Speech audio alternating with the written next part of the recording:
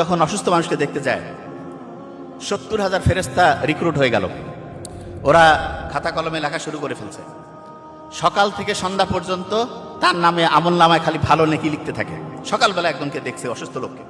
শুধু তাই না, বেহেশতের মধ্যে ফল ফলাদি এগুলোর বাগান তার নামে বরাদ্দ হইতে থাকে।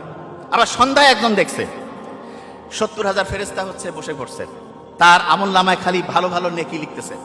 এবং সন্ধ্যা থেকে ফজর পর্যন্ত সকাল পর্যন্ত দেখা যায় তার ওই যে বেহেশতের মধ্যে যে ফল ফলাদি বাগান এগুলোর মানে একটার পর একটা একটার পর একটা একটার পর একটা তার নামে বরাদ্দ হচ্ছে।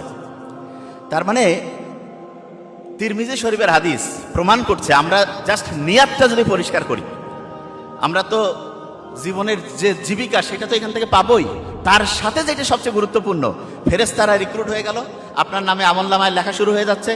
আপনার বেহেশতের মধ্যে ফল ফলাদি এগুলোর একটার পর একটা আপনার নামে যে ওটাকে কি বলে ইজারার মতো চলে আসতেছে। আপনার ইহকাল পরকাল অসাধারণভাবে সামনের দিকে চলে যাচ্ছে।